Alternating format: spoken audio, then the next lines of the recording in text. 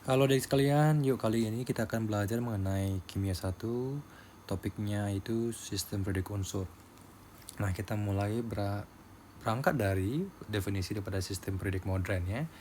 Apa yang dimaksud dengan sistem periode modern? Berarti ini bicara mengenai susunan daripada unsur yang dikelompokkan berdasarkan kenaikan nomor atom dan kemiripan daripada sifatnya. Nah, sistem periodik ini dibagi ya. Jadi kalau kita pahamin lagi SPU atau periodik unsur itu dibagi lagi. Yang pertama ada golongan, kemudian ada periode. Nah, periode sendiri pun dia dikelompokkan ada 7, periode 1 hingga 7. Sedangkan golongan 1A hingga golongan 8A ya, golongan 1A hingga 8A.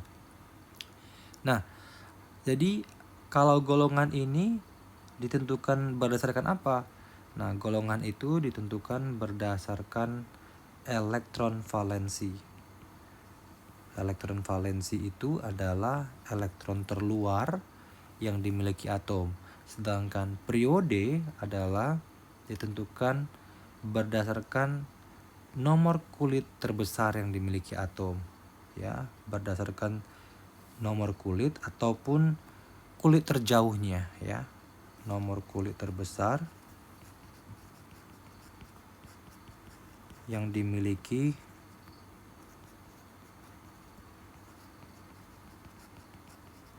suatu atom ataupun unsur lah kita bilang ya, suatu unsur. Nah, inilah yang menjadi acuan kita. Barulah kita berangkat sekarang bagaimana sih penggolongan itu? Nah, kalau kita bicara golongan, maka yang pertama yang harus kita pahami di sini adalah golongan. Tadi kan dikatakan golongan itu golongan 1A sampai golongan 8A. Di mana posisinya? Nah, dari sini kita lihat bahwa golongan 1A itu dimulai dari hidrogen ya, atau hidrogen sampai ke bawah fransium itu. Jadi itu disebut dengan golongan alkali.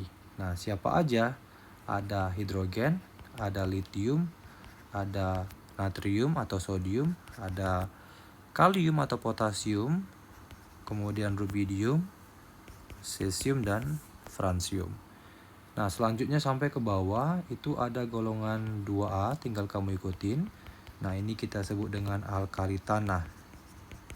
Kemudian golongan 3A ya, itu dimulai dari boron atau golongan boron lah kita sebut, di mana elektron terluarnya 3, makanya berada pada pada golongan 3.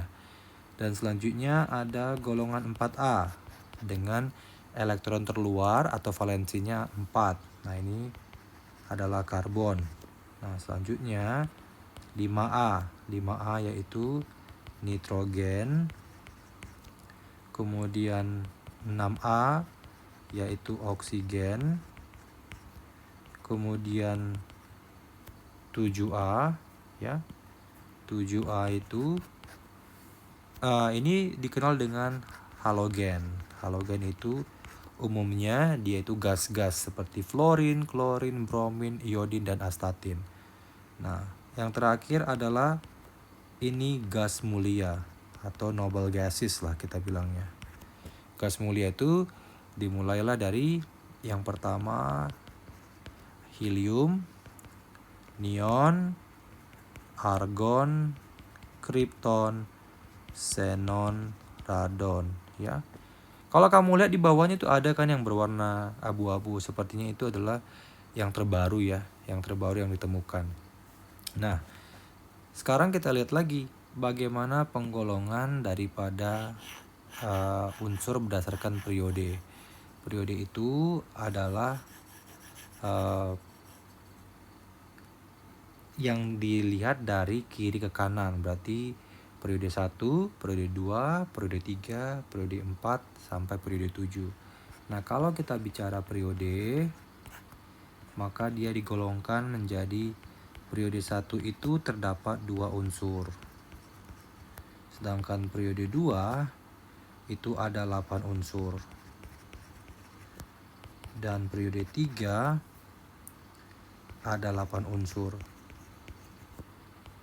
Periode 4 ada 18 unsur. Periode 5 ada 18 unsur juga.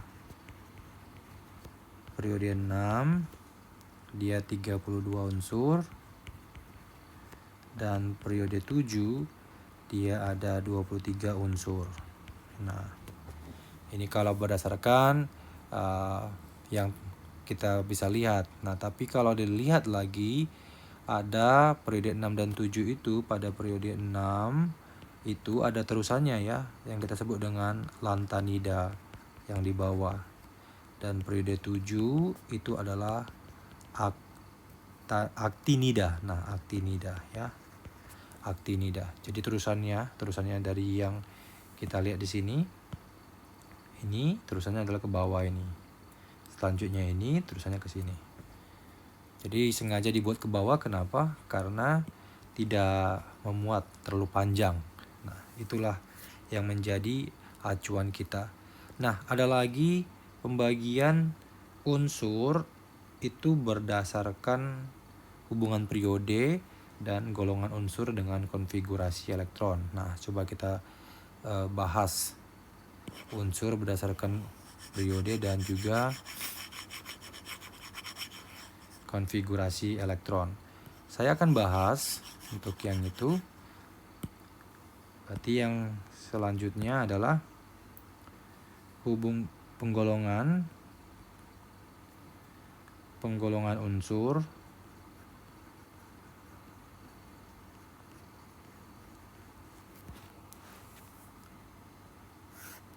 unsur kali ini berdasarkan periode dan golongan. Ya, periode dan golongan unsur dengan konfigurasi elektron. Dengan konfigurasi elektronnya. Nah, jadi kalau dilihat penggolongan unsur berdasarkan golongan kemudian konfigurasi elektronnya, artinya kita melihatnya berdasarkan jumlah kulit. Kemudian jumlah kulit itu berarti kan menunjukkan nomor periodenya ya. Kalau jumlah kulitnya 1 berarti periode 1, jumlah kulit 2 periode 2. Kemudian untuk menentukan golongan, unsur-unsur dibagi 3. Jadi kita lihat dulu bahwa unsur-unsur ini dibagi 3. Ada pembagian unsur dibagi 3. Yang pertama adalah ada yang disebut dengan unsur utama. Unsur utama atau A, golongan A. Nah, biasanya untuk golongan A ini dia punya subkulit. Ya, punya subkulit S dan juga P. Kadang disebut dengan blok S dan blok P. Nah, siapa aja yang berada pada subkulit S ataupun blok S? Umumnya untuk subkulit S itu ada golongan 1 dan 2A ya. Golongan 1A dan 2A. Sedangkan subkulit P golongan 3 hingga 8A. Selanjutnya apa? Selanjutnya ada unsur transisi. Unsur transisi atau B ini terdapat subkulit atau blok D ya. Subkulit atau kita bilangnya blok D. Blok D ini berarti bagaimana penentuan valensinya? Penentuan valensinya karena dia beda dengan blok A ataupun grup A, valensinya ditentukan dengan NS pangkat X ini dikali N kurang D dikali D pangkat Y, ya. Contoh misalkan kita lihat ya, kita lihat di sini tidak berlaku misalnya kita menentukan mangan itu di grup 7. Nah, artinya dia punya 7 elektron. Tidak berlaku karena pada umumnya untuk transisi B ini yang kita lihat itu hanya ditentukan berdasarkan aturan berikut ini. Nah, ini yang bisa kita terapkan. Selanjutnya yang ketiga, unsur transisi dalam. Unsur transisi dalam inilah dia masuk ke kategori subkulit F ataupun blok F. Siapa aja? Ini adalah lantanida dan yang kedua adalah actinida. Ya, lantanida dan actinida. Umumnya mereka punya blok F ataupun subkulit F, tapi jarang sekali kita bahas sampai ke sininya. Yang secara umum yang dipakai biasanya hanya logam transisi. Nah, logam transisi itu yang seperti saya katakan bahwa dia ada dari sini sampai sini. Hanya ini logam transisi yang sering kita gunakan.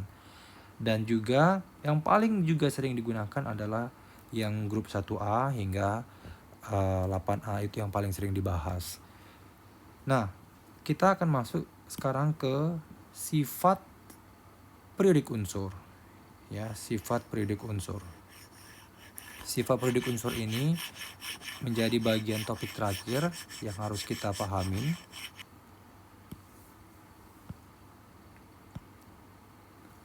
Sifat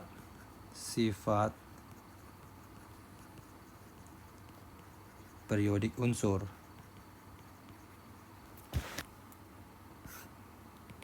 Nah, sifat-sifat periodik unsur ini adalah yang pertama, kita harus bahas mengenai jari atom. Jadi sifat-sifat periodik unsur berdasarkan jari-jari atom itu adalah jarak dari inti atom. Nah, ini bicara jarak dari inti atom sampai ke lintasan elektron terluarnya. Sampai ke lintasan elektron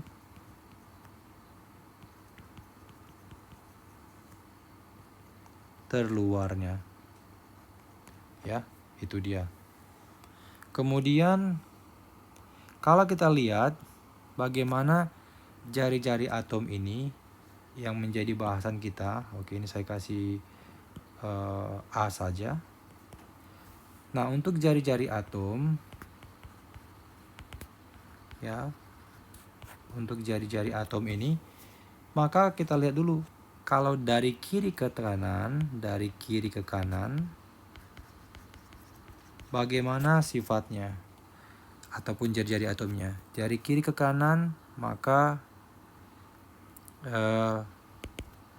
jari-jari atom berkurang.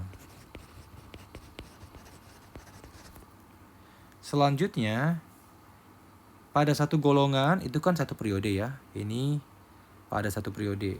Kalau dia pada satu golongan, maka jari-jari atom pada satu golongan dia akan bertambah. Ya, itu dia. Dan yang kedua adalah energi ionisasi. Energi ionisasi. Bagaimana energi ionisasi yang akan dibahas di sini?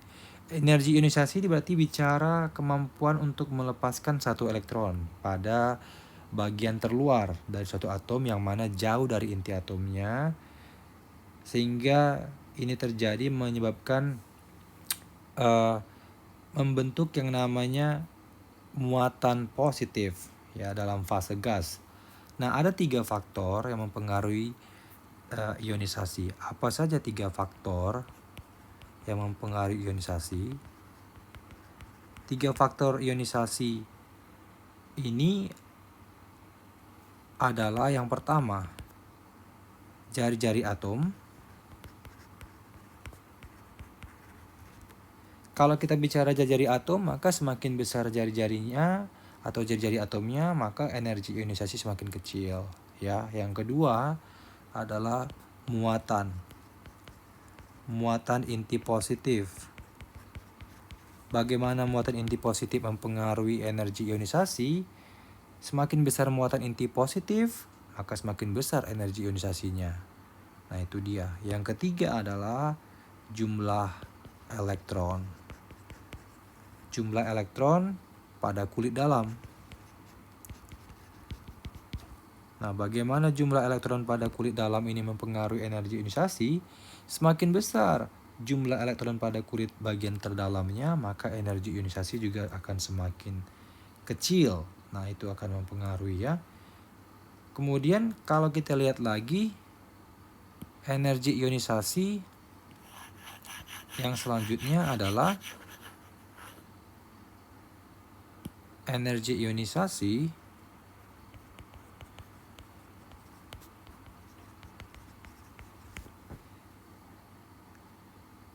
besarnya energi ionisasi ini dipengaruhi oleh pengelompokan berdasarkan periode.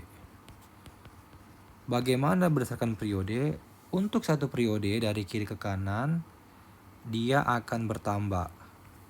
Nah, energi ionisasinya akan bertambah. Kalau saya katakan periode berarti dari kiri ke kanan ya.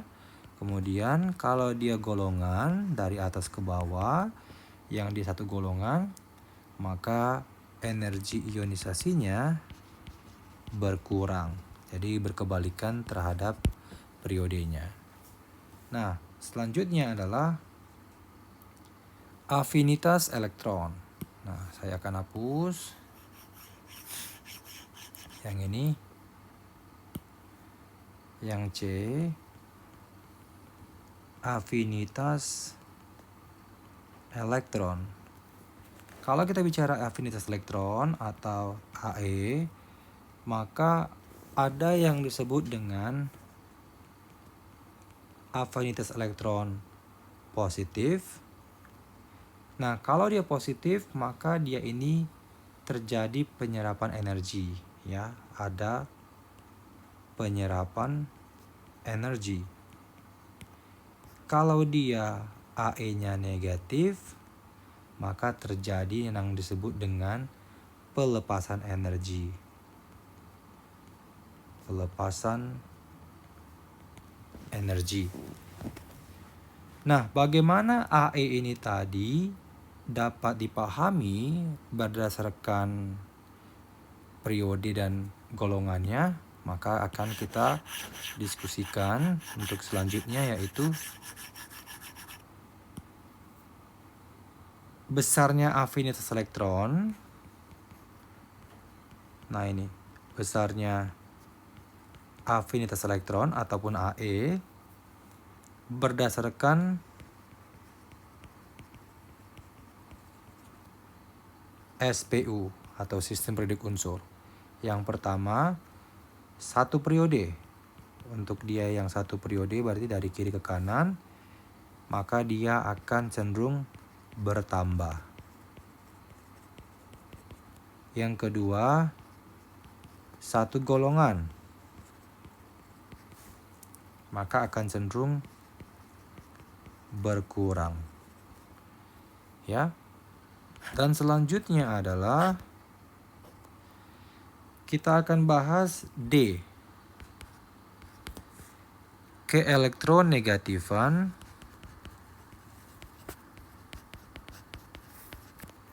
atau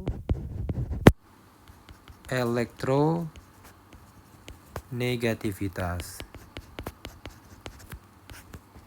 Keelektronegativitan ataupun elektronegativitas, maka ini bicara kemampuan atom untuk menarik satu elektron. Jadi kemampuannya untuk menarik satu elektron dalam satu ikatan kimia. Makin besar harga elektronegativitasnya, maka kemampuan atom untuk menarik elektron semakin besar. Kalau dia semakin kecil, maka semakin lemah untuk menarik elektron ataupun membentuk yang namanya ikatan kimia. Nah, bagaimana penentuan keelektronegativitas dalam satu periode? Kalau kita bicara satu periode, ya, untuk satu periode dia cenderung bertambah, sedangkan untuk satu golongan, nah ini cenderung berkurang. Nah, satu lagi adalah kita akan pahami yang disebut dengan sifat logam dalam periodik unsur. Kalau kita lihat lagi sifat logam ini pada periode, kalau kita lihat periode, maka dalam satu periode dia akan berkurang. Sedangkan golongan dia akan cenderung bertambah. Dan yang terakhir yang akan saya bahas adalah sifat daripada non-logam. Nah, ingat lagi ya, kalau kita bicara logam, non-logam berarti berhubungan dengan titik leleh ataupun titik lebur. Nah, yang terakhir yaitu F, sifat non-logam.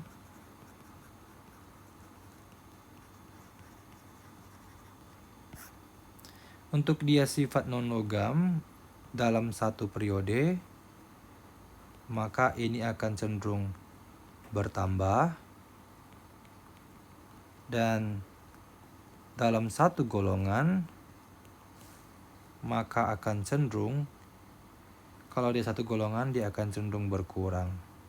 Nah, itulah yang menjadi pembahasan kita mengenai sistem periodik unsur, dan sebagai penutup juga untuk topik kimia 1, mulai dari struktur atom, konfigurasi elektron, dan yang terakhir ini adalah sistem periodik unsur. Nah, buat adik-adik semoga sangat bermanfaat ya video yang saya selalu sediakan untuk dipelajari dan juga untuk dipahamin. Nah, semoga adik juga sangat terbantu dengan ini dan semakin semangat belajarnya. Terima kasih untuk senantiasa menonton ya. Oke, sukses selalu.